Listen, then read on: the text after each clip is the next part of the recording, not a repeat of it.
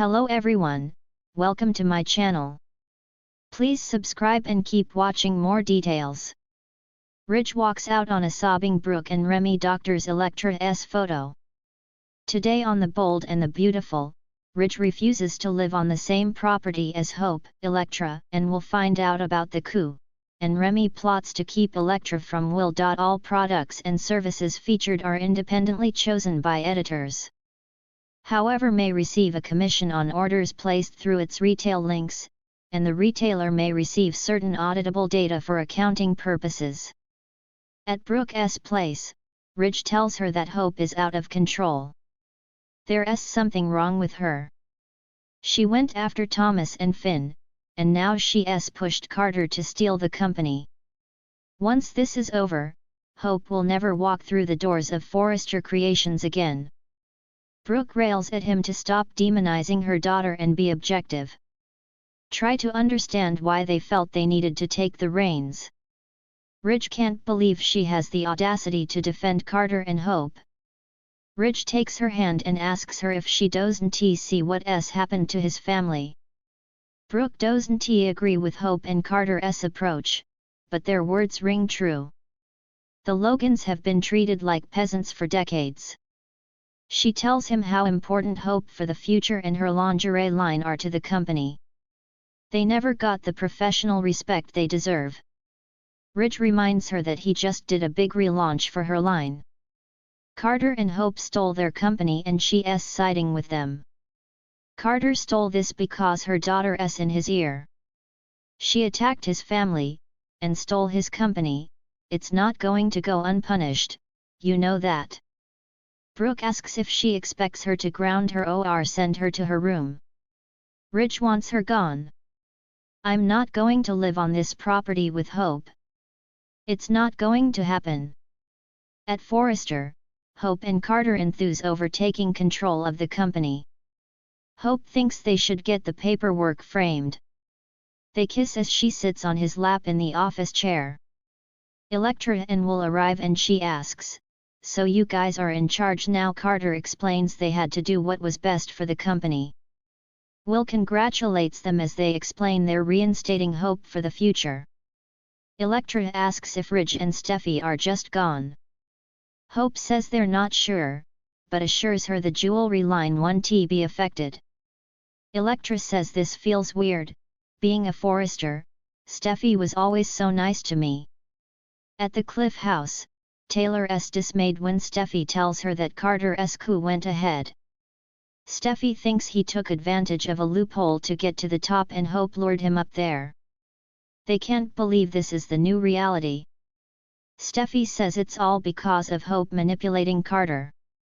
Taylor tells Steffy this is so unfortunate. Steffy says she and her father won't give up. For now, they're powerless.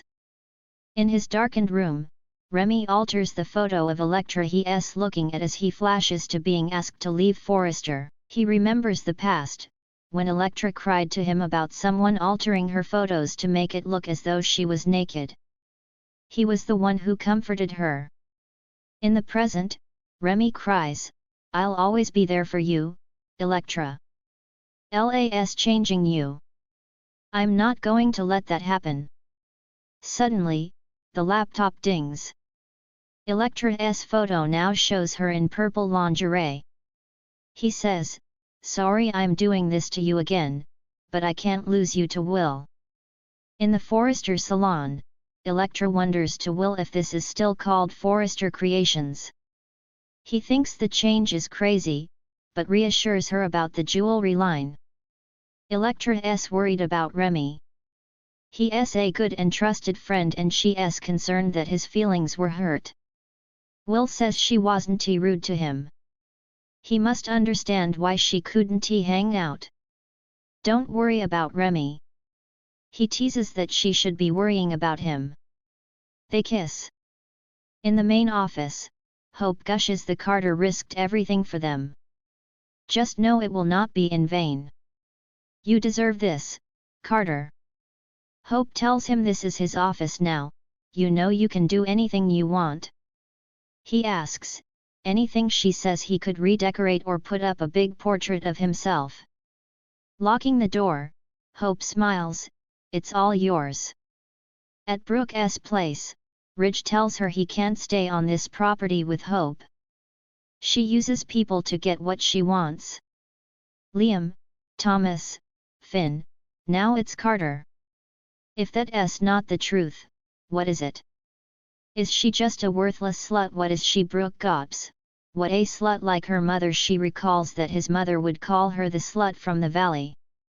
Does he see her that way? He of all people knows what that word does to her.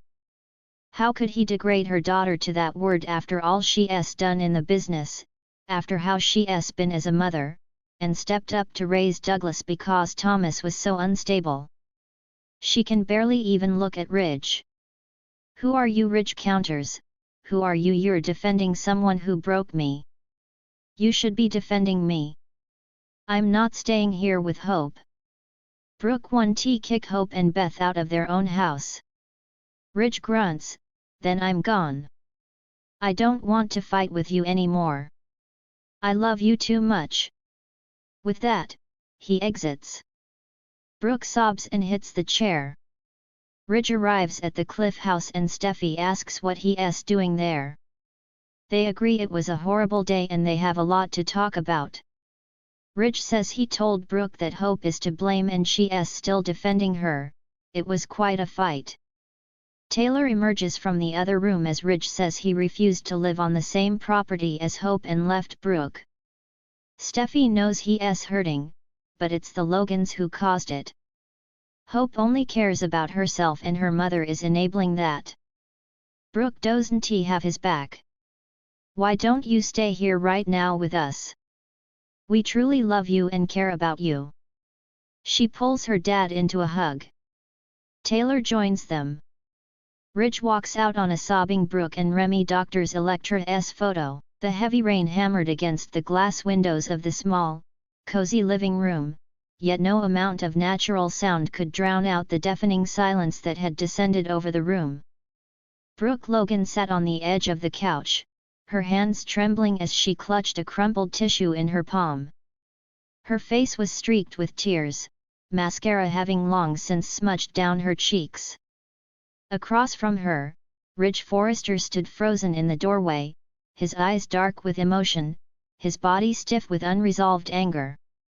"Ridge, please," Brooke whispered through a raw sob, "I didn't mean for it to happen this way." But Ridge didn't respond. His silence was more deafening than any words.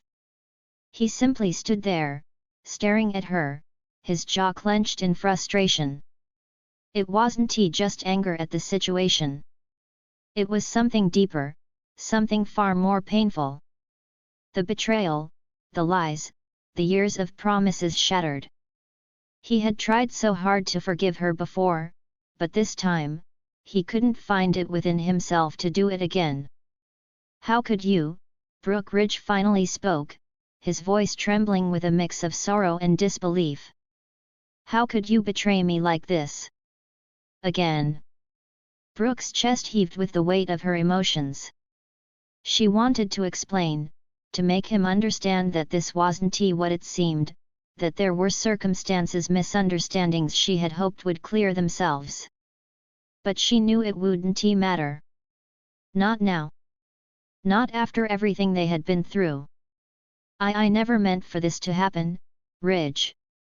I never wanted to hurt you, but..." Her voice faltered as she stared at the floor, unable to meet his gaze.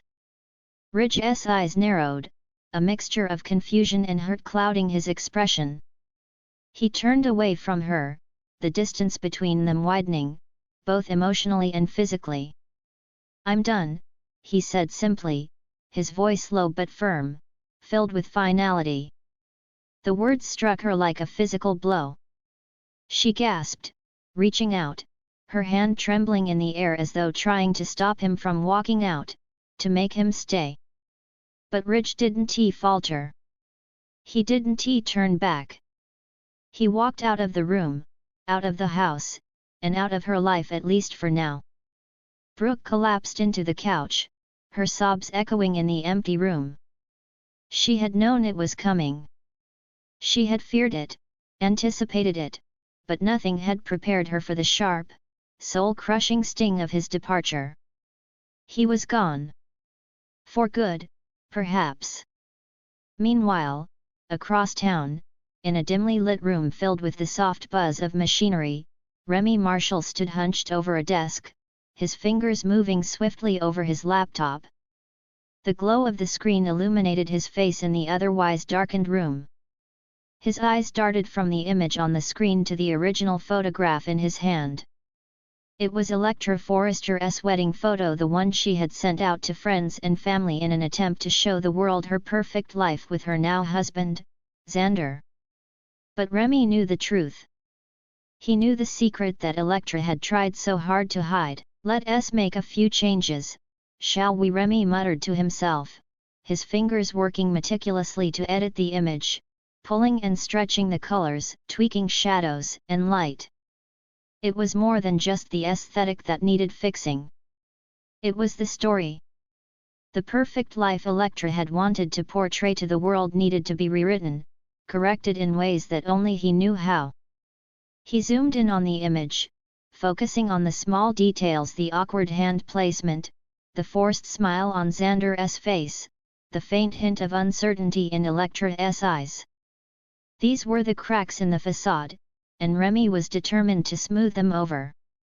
His skill with photo manipulation was unmatched, and in this case, he was the puppet master, pulling at the strings of reality to create a version of Electra's life that would be much more palatable to the public eye. As he worked, he thought about the woman who had trusted him with this delicate task. Electra had always been a complex woman, strong and intelligent, yet deeply insecure in ways that even her closest family members couldn't comprehend. She had married Xander for reasons that were unclear to most, but to Remy, it was simple: she wanted to be seen. She wanted her life to be perfect, even if that meant manufacturing the truth. The image slowly began to change. The smile on Xander's face softened, becoming more natural. Electra's eyes, once distant and unsure, now reflected a warmth that wasn't there before. It wasn't that Remy was trying to completely erase the truth. He was simply covering it, shaping it into something more palatable for the masses, just as he had done so many times before. A faint click from his mouse echoed through the room as he made the final adjustments. The image now radiated with a fabricated warmth, an illusion of happiness that was so far from the truth that it could only be described as art. He could already imagine how it would be received: praise for the beautiful couple, admiration for the seemingly perfect union.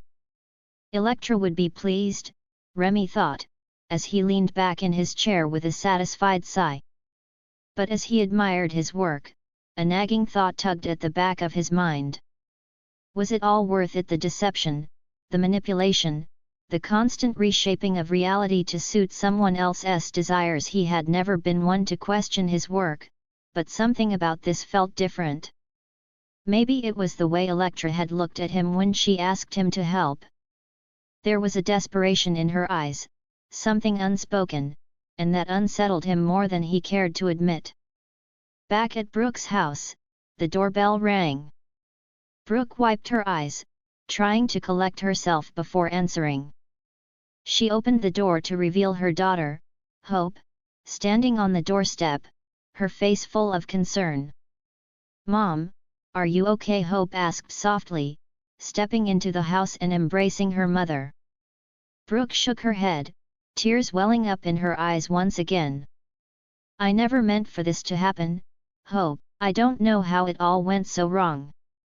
Hope stood there, holding her mother in her arms, both of them caught in the weight of unspoken words and shared grief. It wasn't just about Ridge. It wasn't just about the fractured relationship. It was about something much deeper: the realization that no matter how hard you try, sometimes, you can't control the course of your life. As they stood there, comforted only by each other's presence, a phone buzzed on the kitchen counter. It was a text from Ridge. A single line that sent a chill down Brooke's spine, "We're done."